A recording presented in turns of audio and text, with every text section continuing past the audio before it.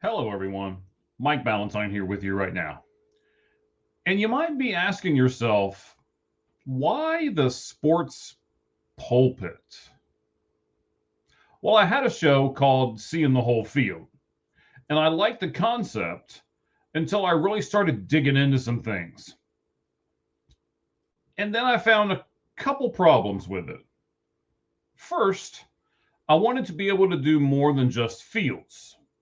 I wanted to be able to add rings and courts and octagons, courses, maybe all kinds of stuff. I wanted to broaden my horizon as much as possible. And the sports pulpit allows me to do that. And the name doesn't restrict me at all. Secondly, the sports pulpit kind of came around because I am a religious person. Not that I try to shove it down your throat, because that's not my job here on this podcast. But I do want you to understand, and I want you to have the clear conscience and feeling that you can play this in the car, whether it's on Spotify or Apple or anything else that we do, not just here on YouTube, on X. We do Twitch. We'll do all that at the end. I'll show it to you. Even iHeartRadio. But no matter where you get this from, I want you to be able to know and have the clear conscience that if you have kids and they're in the car with you, they're not going to be asking you any kind of crazy questions. You don't have to worry about adjusting the volume up and down or anything, because I am not going to scream at you. We're not going to do anything like some of those TV shows that you watch where the show itself is really soft and then all of a sudden the commercial starts yelling at you. Not doing any of that. I don't need to get my point across. So this is what I wanted to do. Wholesome sports takes that you don't have to worry about having the kids in the car and then making them plug their ears to listen. And that's why I created the Sports Pulpit.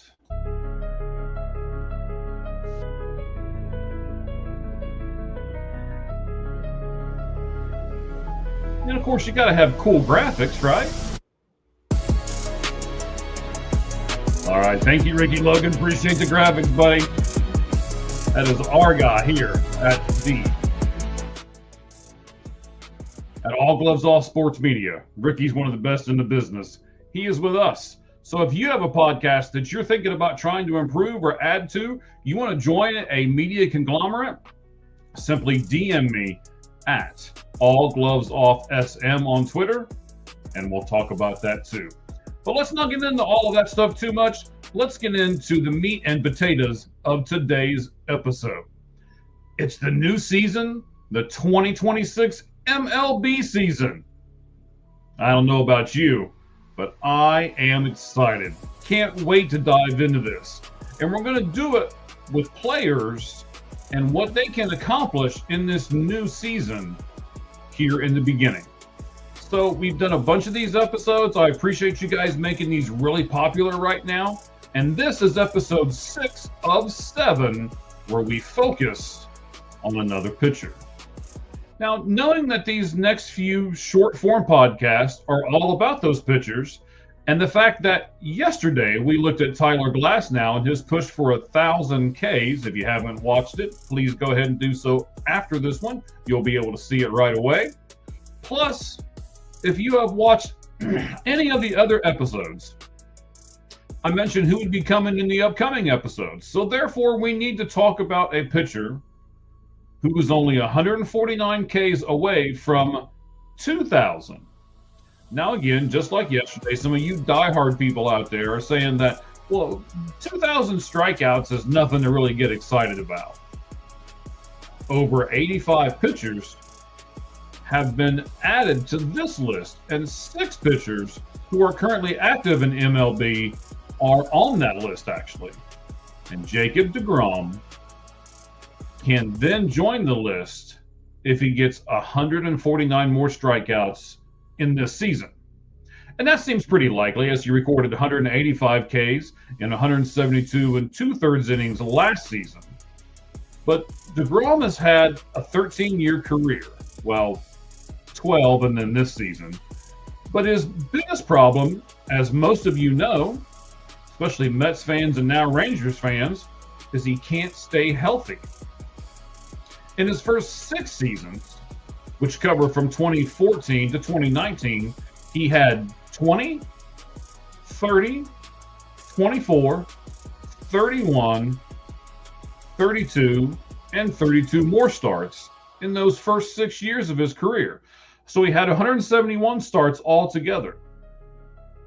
And in comparison, over the last 6 years, which covers his 2020 to 2025, he only had 77 total starts. And that's with him having 30 of them in 2025. So if you look at his career number of strikeouts, he should get to 2,000 Ks rather quickly. But if you base it on his last 6 years, maybe not. So we've got to be able to do this, right? Let's take a moment and see who are the 4 quickest pitchers in terms of reaching 2,000 strikeouts, the fastest. 4, Randy Johnson, 1,733 and a third innings. Third place is occupied by another guy that you might know, Pedro Martinez, who did it in 1,711 and 2/3 innings. In second place, you got Yu Darvish, 1,697 and a third innings. And the quickest player to 2,000 strikeouts is actually still pitching today and still considered by most people to be an ace. I'll give you a second. An ace? I'll even do this. National League. I'll even do this. Yes. Atlanta Braves starter, Chris Sale. Chris Sale owns the mark by 1 inning and only 1 strikeout over Yu Darvish. Yu Darvish did it in 1,697 and a third innings, and Sale did it in 1,696 innings. I'll let you do the math here as far as what David deGrom needs, but 149 Ks.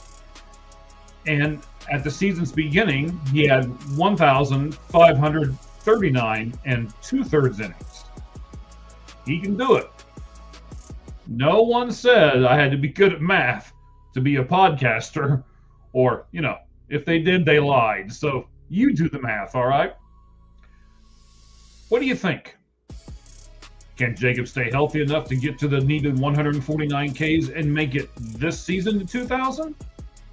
When he does, how should the Rangers celebrate that milestone? And is it a large enough milestone to celebrate with like a bobblehead or a commemorative night or something like that? Lots of questions, and then you can comment on those questions below. And if you do, I will personally read them and answer them, because I love interaction with you, our great fans. And by the way, thank you for taking a few moments out of your busy schedules to listen to the Sports Pulpit. But the Sports Pulpit is just part of the many podcasts on All Gloves Off Sports Media. If you want to find out who Cheese and I think will be getting these awards in this season that we're talking about with all of these milestones, go back and watch Tuesday nights. We did our MLB predictions a couple of weeks ago, so check that out on the Lights Out Sports podcast as we do every individual award. We pick division winners all the way up to World Series. You can also watch the Red Hot Reds podcast and find out how they are teaming up with the Hit Machine. On X, he's known as @HitMachineCards. Make sure you hit him up.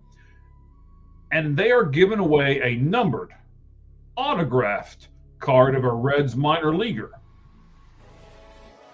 Either watch the Red Hot Reds podcast, or speaking of minor leaguers, you can watch Roger and Ricky's new podcast, Minor League Mondays, as it focuses on the Cincinnati Reds minor league system. Plus, give Cheese a look and a listen over at Football with Cheese on YouTube. And of course, like, subscribe, hit the bell. And if you are thinking, well, I like podcasts, but I'd rather listen in the car than on your phone or your laptop or your tablet, listen, guys and gals, stay tuned right here at the end, and we will show you how you can consume all Gloves Off Sports media on all kinds of platforms. And remember what the great Chicago Cub Ernie Banks said: the only way to prove that you're a good sport is you have to lose. Appreciate all of you. Thank you very much for everything. Valentine out.